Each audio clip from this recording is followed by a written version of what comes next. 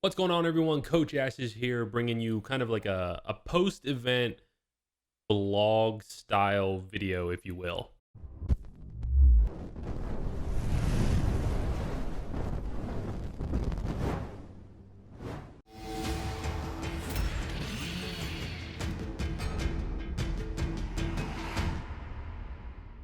So the purpose of this video is to kind of recap the event, give you guys some of the insight of what we were thinking and what was going on, and just kind of the event from my perspective, because clearly this was a pretty monumental event for us as a team. Then maybe at the end of this video, I might answer some questions. I put out a tweet asking if anybody had any questions about the event. I don't know if I'm going to get any, but we'll see when the time gets there.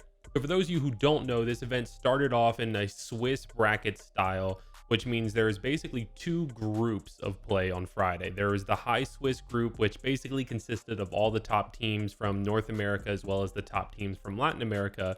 And then there was a Lower Swiss bracket, which was everyone else, right? It was the lower seeded teams from the Pro League in Latin America, and it was the lower seeded teams from the Pro League in North America. So each group consisted of 8 teams, and then alongside those two groups were the open bracket teams who played all Friday to have a spot in the championship bracket starting Saturday. The purpose of these groups is to determine the seed going into the championship bracket. So all of the upper Swiss group teams are going to get a first round bye. They'll be seeded into the bracket based on how well they do. All the lower bracket Swiss group teams are going to get somewhere in the first round against one of the open bracket teams. The other thing to know as well is going into these groups, you don't really know who you're going to play. You get a seed going into the very first match, and then you play basically the opposite seed of you. So if you're first seed, you play 8th. If you're second, you play 7th, so on and so forth. Then based on how well you do against that team, your seed changes. So let's say number 1 beats number 8, number 2 beats number 7, so on and so forth. So basically 1 through 4 have all won their first matches. Well, then the team who did the best in their match gets the new number 1 seed. They play the number 4 seed, the other team that won their match but did the worst. So let's say we 2-0'd a team and another team only won 2-1 and they went to round 9 tiebreaker. Then we're more likely to play that team based on, how well everyone did. So it's kind of like a rolling seeding system, but it determines your seed going into Saturday. The great thing about this group play is, compared to the old style in Gears of War 4, no matter what, you're going to be playing good teams. You're going to get really competitive matches on Friday, and you kind of get to test the waters against all of the other top teams. At least in our position, we get to test against all the other top teams. The other little bit of backing information that I want to give you guys is we were in a major funk. We won the last online major and we took a break as per what we always do. And a lot of teams stayed grinding, and maybe that was a mistake in hindsight. Maybe our break was a little bit too long. So moving from the Pro League, our Pro League results were not reflecting our everything else. Basically we went undefeated in the Pro League for a very long time, basically until week 5. Because week 5 we lost a map to Noble, week 6 we lost to Hive, and week 7 we lost to Rise. But up until that point, we hadn't dropped a map, and we had played everybody. We had played Rise, we had played Hive, we had destroyed everybody. We were doing well. But the problem was, in scrims we weren't getting those same results. In scrims we weren't doing well. We were struggling to win maps. We just were going through it, and it was miserable. Everyone was miserable. No one was happy. It was awful. We got to the point where, we had a lot of long team talks. We watched a lot of VOD and things weren't working. We actually implemented a new practice structure that I came up with that required more hours out of the team. It required more gameplay time, like post practice and pre-practice. We started a new warm-up procedure to make sure that we weren't wasting time during scrims. That first scrim where people are a little bit groggy or coming home from, doing whatever and might be a little bit late. Like we set in, procedures to make sure that kind of stuff didn't happen, based on the experience that I had with League of Legends teams in the past, trying to structure a little bit more professionally.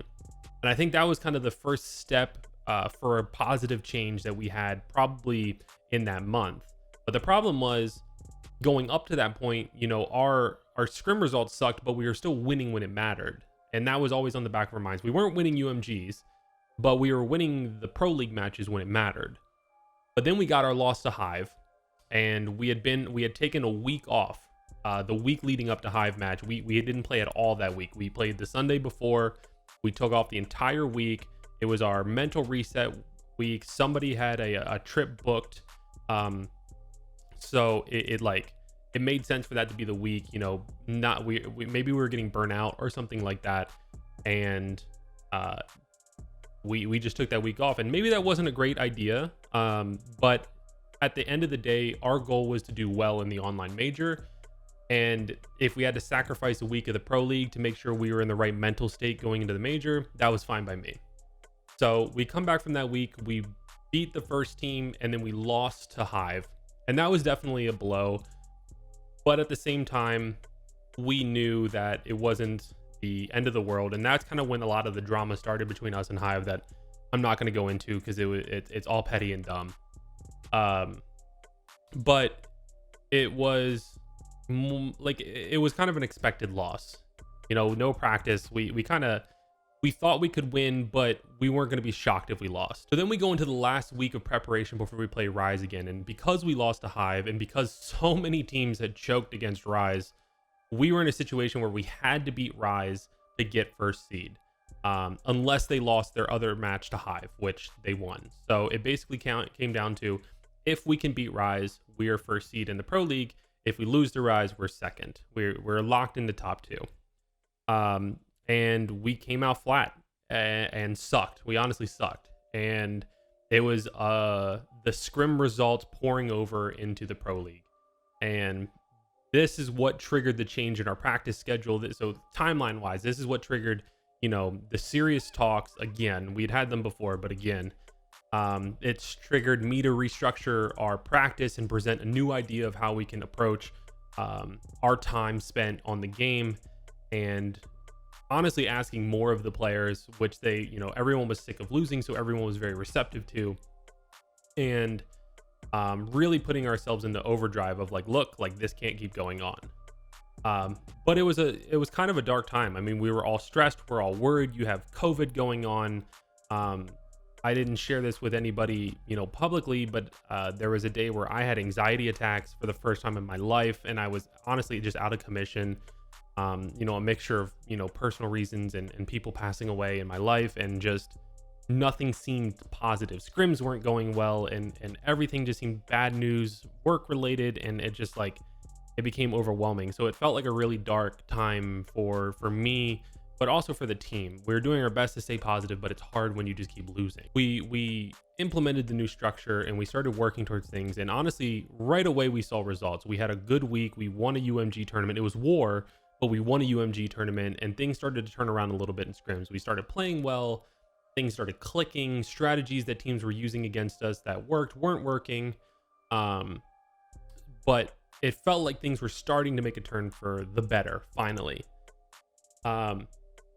Now, that was maybe 2-3 weeks before the event. And then we had a week or two where it was still better than before. It wasn't the complete dark tunnel of a funk that we had been in, but it was not us. It didn't feel like the team that won the most recent online major, or the previous online major, I guess. It didn't feel like we were ready. And we started kind of really reflecting on what we were doing differently between the scrims leading into the previous online major, where we were doing really well, and these scrims. And we kind of identified some issues within how we were playing the game and how we were approaching the game, and honestly the meta of the game. And I take a huge responsibility for that. I feel like I could have done a better job of recognizing that earlier, and I even apologized to the team, straightforward of look, this is, I should have seen this earlier.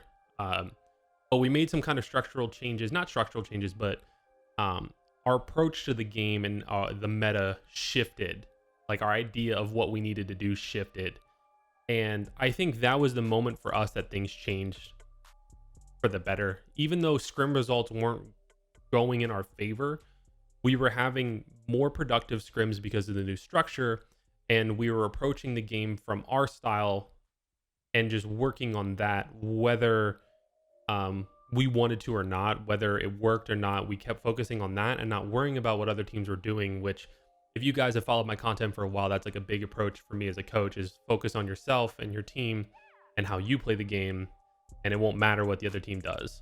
So we started getting into that idea and reapproaching the game in that way.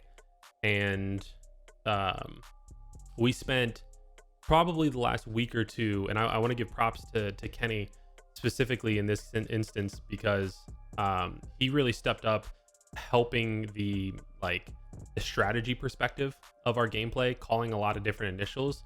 But that was one thing we wanted to make sure we stepped up for the online major for the season finals, was that we have a strat book that we never use. And it's always been like kind of a thing with us. Like, we have this repertoire of things that we come up with that we don't end up ever touching, because we either save it for the tournament, save it for the LAN event, and then don't make it far enough into the LAN event to actually use it.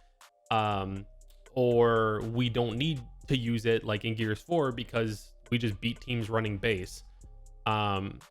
There are little changes that we make, but I'm talking like complete new strategies and ideas that we just sit on.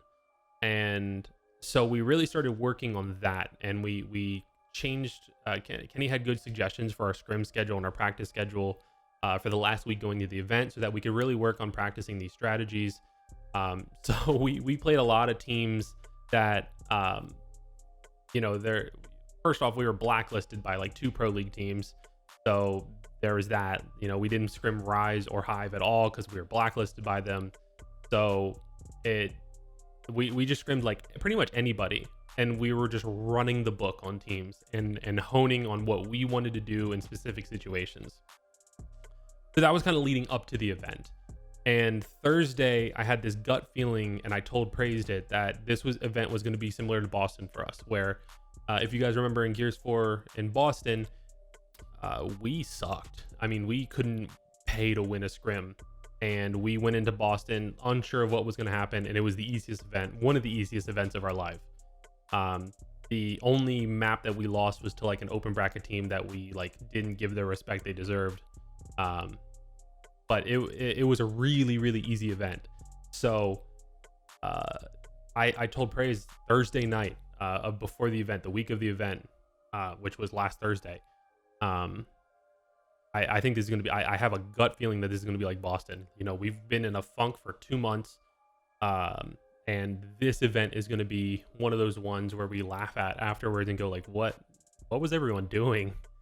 And keep in mind, we've only won like 1 or 2 UMGs in this entire month span. So every week we're getting beat up by Fire and Ice. We're getting beat up by PK. We're struggling against Rise. We're not even able to scrim 2 of the top teams in North America because they've blacklisted us. We're going through it, man. Like, I can't even begin to describe to you guys like how miserable that was. But all the props to the team for just sticking with it and sticking together and believing in each other, believing in me.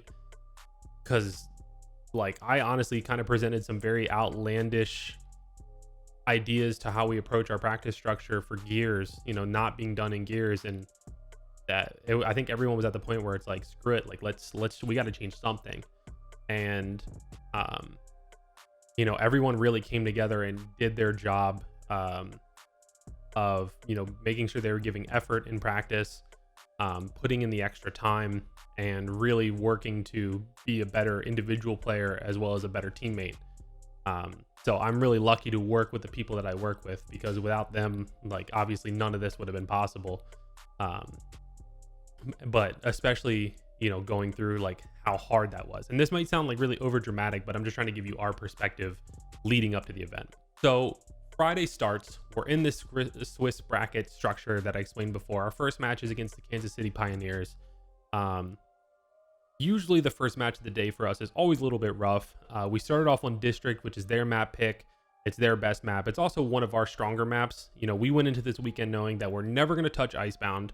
We assumed that we were never going to see Exhibit because people know better.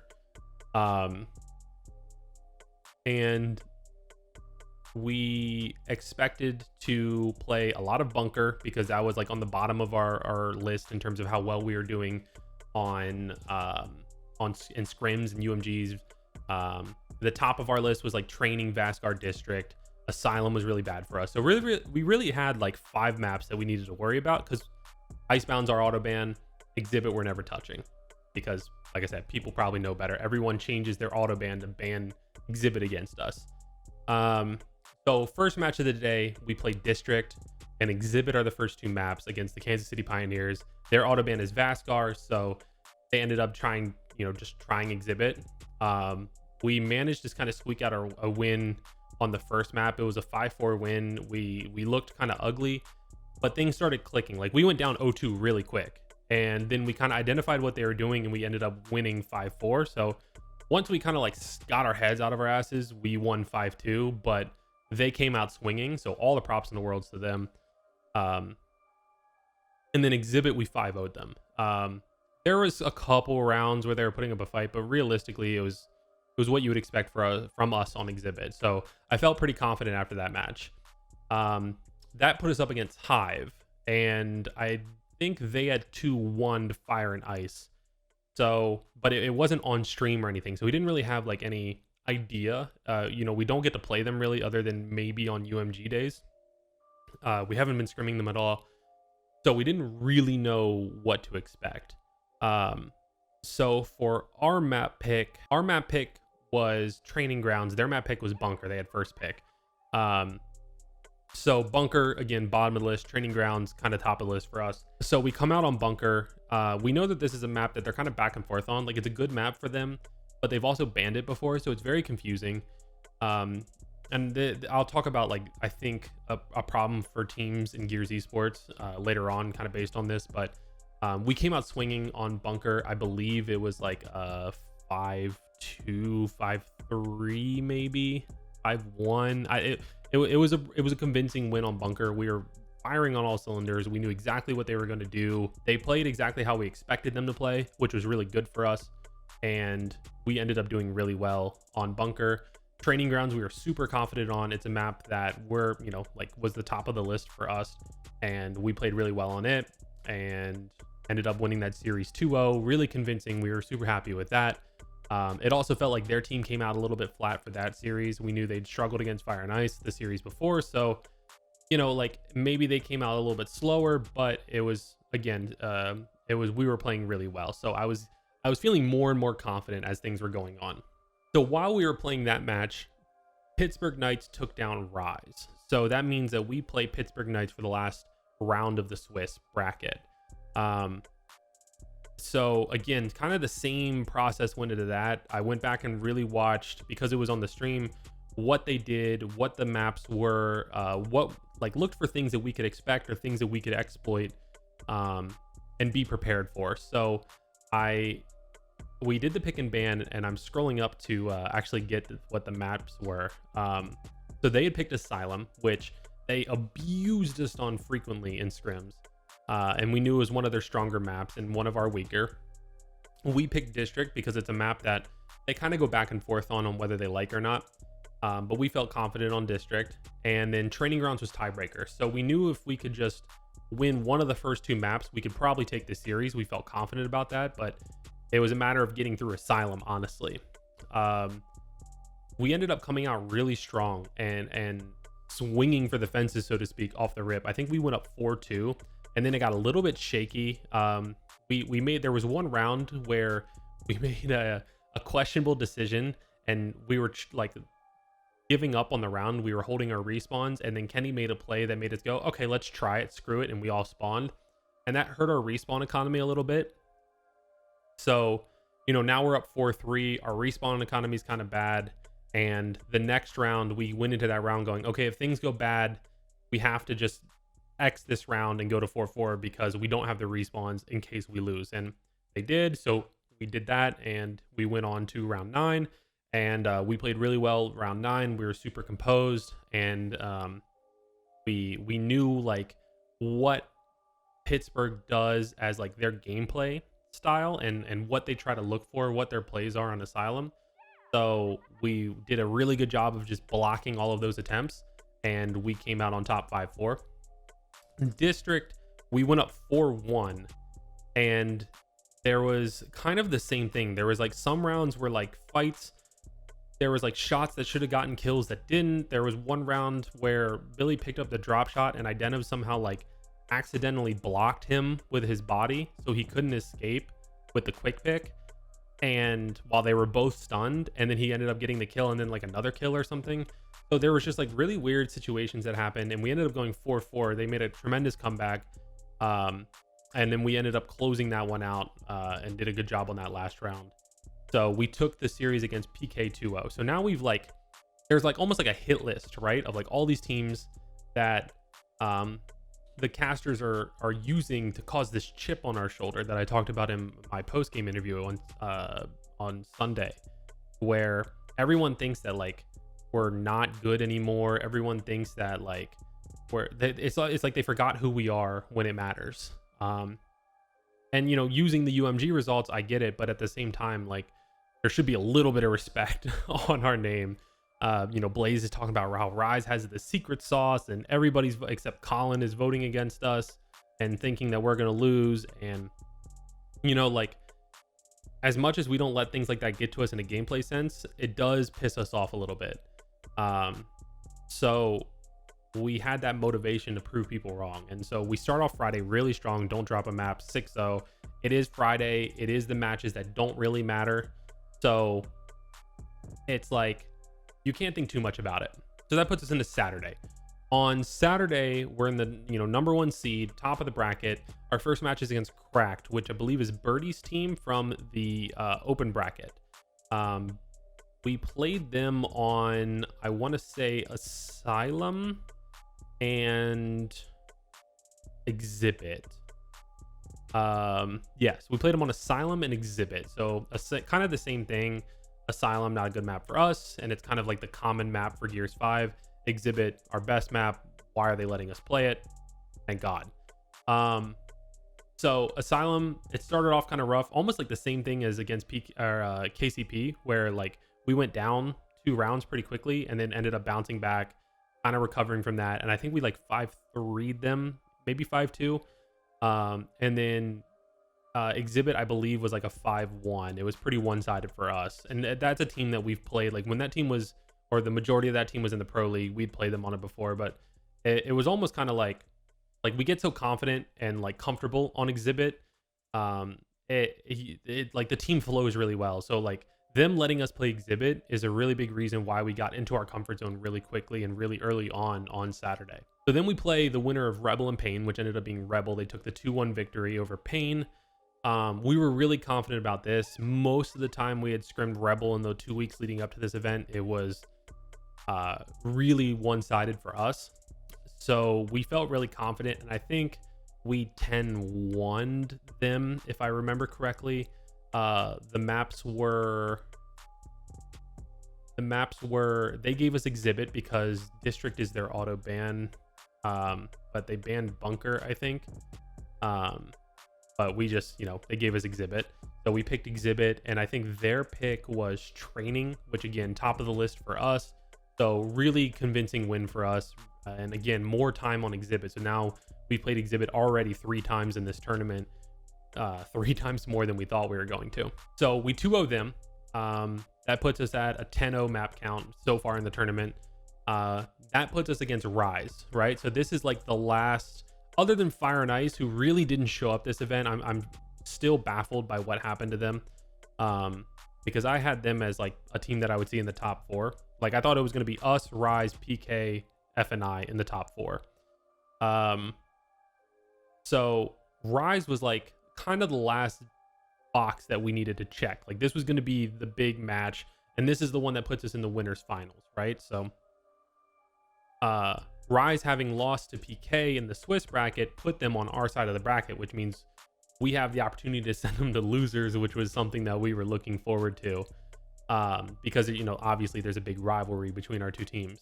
So, and that's another team that, again, like Blaze was saying, they have the secret sauce or whatever bullshit to beat us. And, you know, they had won back-to-back UMGs, and I think even beat us in one of those UMGs, and they beat us in the Pro League. So definitely like they were the team to beat, even though we were the defending champs. So we come into the series against Rise, and we knew exactly what we wanted to do. We looked at the things that that they had done against PK, and really kind of analyzed the footage so far from that tournament.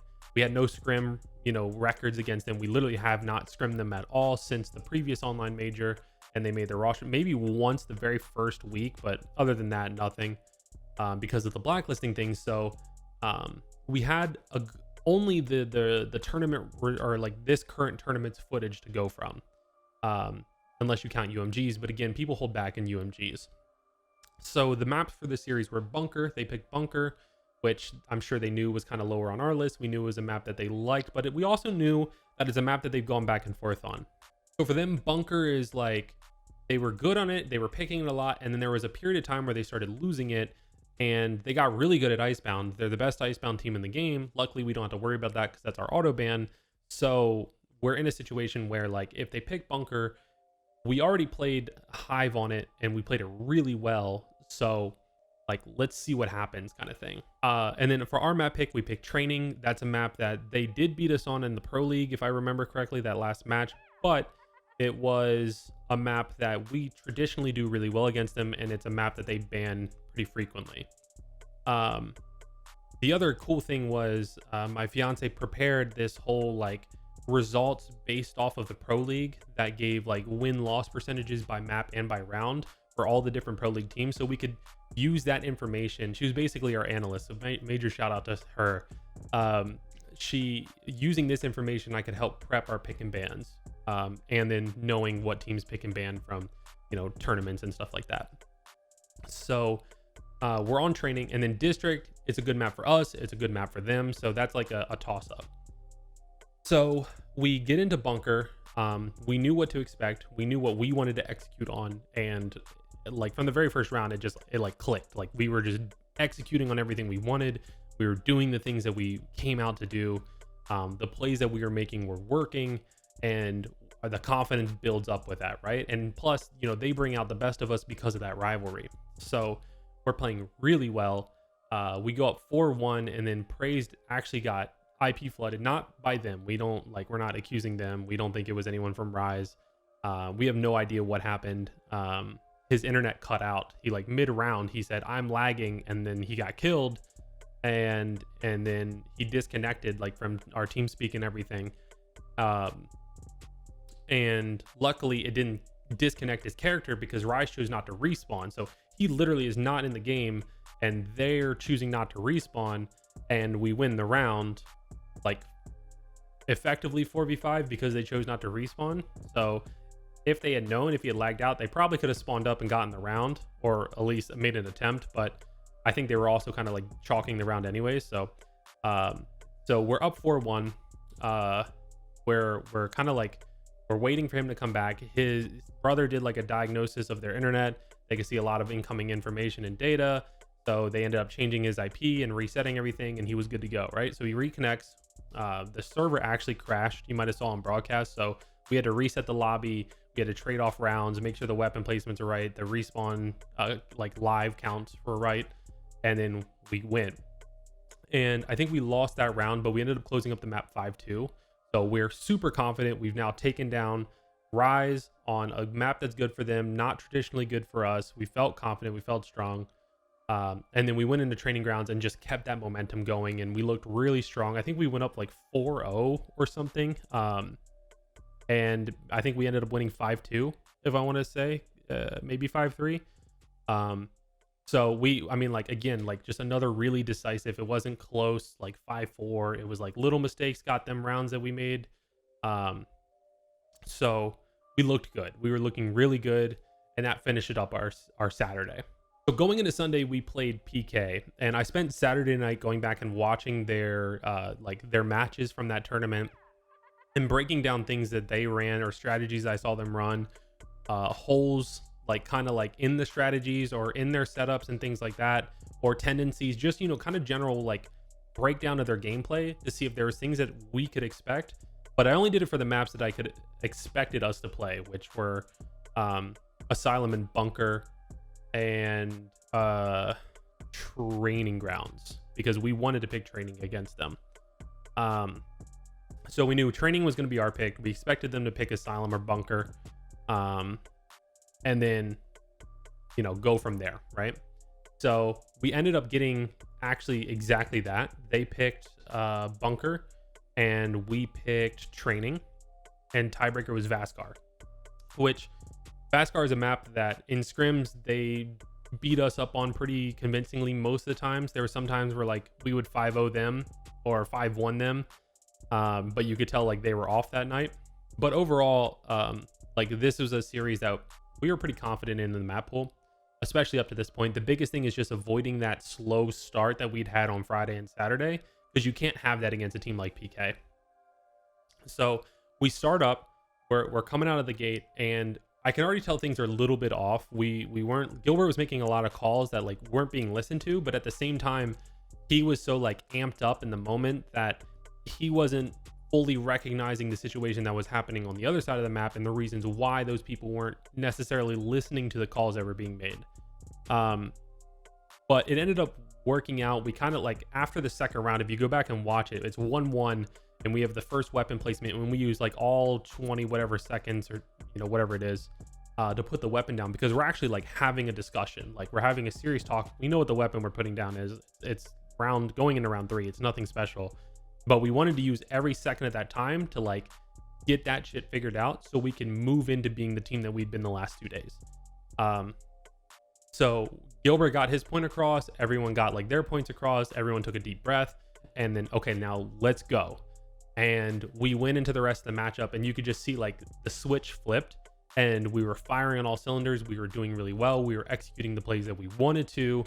The first round, they didn't really run what we expected, but after that, they started running what we had expected and what I had scouted. So it became a lot easier to adapt and exploit the holes that I pointed out and that the team had recognized. So we ended up winning that map pretty convincingly. There was definitely some clutch plays that happened, which, those are things that can't be taught, and 100% of the credit goes to the guys, but because they were all playing out of their minds. But it went how we wanted. So now we're in a situation where we win this match 2-0. We're now in the grand finals. We haven't been in the grand finals of a tournament from the winning side for over a year, right? We haven't had that since literally, let's say E-League. And you can't even really count E-League. So Boston before that, since nobody counts E-League for some weird reason. So since Boston, we haven't been in this kind of situation. It almost felt foreign. But it felt good too, knowing that you're 2 maps away from winning this whole thing, and we haven't even lost a map up to this point. And I didn't want to say like I was in a situation where I'm thinking 1 more or 2 more maps and worrying about that. I just wanted to like close it out.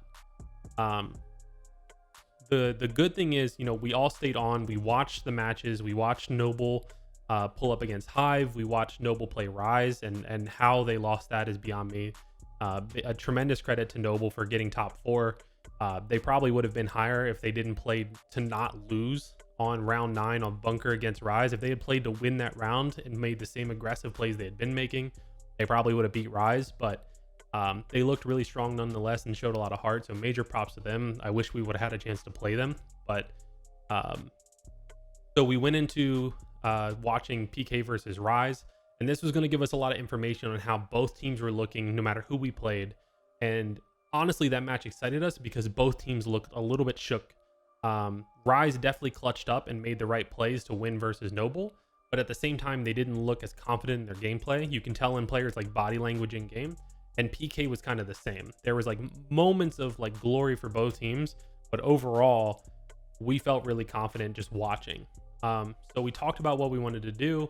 As we started the pick and ban process for grand finals, I was like scrolling back through the VOD of that match, just looking again for like more holes, more strategies that they ran, things like that. So the pick and ban for the grand finals goes a little bit differently. Each team bans once, and then team B picks a map, team A picks 2 maps, team B picks a map, and the last map left, map number 7, is the free win. So what ended up happening is we banned Icebound, they banned Training Grounds because they lost to Hive on it and they lost to us on it, both convincingly. And they gave us Exhibit, which was like the moment where we knew we had this. As soon as we saw Exhibit was one of the maps, we were so confident. And the fact that they didn't pick Vaskar which was the only map that we hadn't played them on. We just like, to me, I thought they were going to pick Vaskar and try that map because they have a good history against us on scrims on it. I thought they were going to try that and then, go from there, but they picked Asylum, so we knew what to expect against them and we had things prepared. And then they gave us Exhibit, which in scrims, teams do well against us in Exhibit, but we also take our foot off the gas on Exhibit. We still win it majority of the time. It's still like our map. In fact, at this point, TC should just name it UIU's map or something like that. But all jokes aside, like they aren't a bad Exhibit team. It's just we are the Exhibit team. So we were super surprised by that and really excited. And we went into the series. In the very first round, they did something that we didn't expect. They played basically the opposite of what we expected. We expected them to 3-cap the first round on Asylum. They pushed very aggressively across tracks, and they caught us a little bit off guard. We didn't adapt to it well, even though we knew it was coming. Like, we recognized it early enough. They still got the kills they needed, and they won a very convincing round 1. And our game plan was to play out the first round or 2, maybe 3, and then put the drop shot on E. Because we know that's our better fight, and eventually it's going to go down on the other side of the map if it's left up to them. So we were like, okay, screw it, let's just go ahead and put it down. And we did. We forced that fight. We forced them to fight us head on, which is where we kind of thrive. And we took 5 rounds in a row. So we were feeling super strong. Maybe we won 5-1 or 5-2. I don't remember. Maybe we took like 4 rounds in a row. I don't know. We ended up winning that map in a really convincing fashion because of that. But we felt really good. And that was their map pick. So now we get to go to like our playground Exhibit. It's like we kept telling like each other, like we were reminding each other, everyone was saying it, it's not over, it's not done, be ready for anything. I was going through the checklist, like, when you're coming out of spawn, listen for the lasers up top. Kenny, be careful of like them making some kind of rat play up top. Make sure we're counting numbers, the basics that we need to do to be aware of what they're running on that kind of map. And we knew that this was a team that liked pushing Vic. And very first round, sure enough, here they come flying at Vic. And so we adapted, we got kills, won the round. Next round, I don't remember what happened. But then they ended up trying to throw a curveball and putting a drop shot up top. Lucky for us, we actually have experience with that because that's something that Fire and Ice does against us a lot. And so we have a strategy for it. We have a few strategies for it. So we were ready for it. We were up like 4-1 or 4-2, I think, at this point. And then all of a sudden we're in a situation where Billy goes, Mr. Krabs, which means like, I'm going to be on their home hill. They need a hill. And they were because of that, Gilbert played aggressive and picked up the drop shot, which like drew all of their attention on, oh crap, he has a drop shot, and not the fact that in the top left-hand corner, their home hill is like ticking down and now being capped for us. And nobody made any moves or turned around or went for him. And Billy even had instants in case they did. And we won because of that. So, that the heads up plays and the adaptations that the team made, the trust that they had in each other, the trust that they had in me, it was on a different level, this event. And, it was beautiful to watch. It was beautiful to listen to. And I couldn't be more proud of those guys and how well they played together as a team and individually in game. Without Powers, Kenny, praised, explosive, mental, I wouldn't be the coach that I am. So I want to give like massive props and thanks to them for like letting me be a part of this team and a part of this dynasty. Extra shout out to Kenny and Powers for achieving the like clean sweep, never been done before in Gears. And doing it in such a decisive fashion with a 16-0 map count on the season finals, our worlds. That's truly special. It's amazing to be a part of. And I'm so happy that, we got to achieve it in this way and represent UIU in the way we did. All right, guys, thank you so much for watching this video. Hopefully you enjoyed, kind of the background and the insight of what was going on for us and what we went through and, our perspective, or at least my perspective for this tournament. If you guys enjoyed this video, make sure you like it. If you want to help support the channel, subscribe down below. I'm uploading daily, so I've been doing that for about 2 months. I'm going to keep doing it, so stay tuned for that. I'm going to bring back streams soon, and yeah, hopefully you guys enjoyed. I'll see you all in the next video.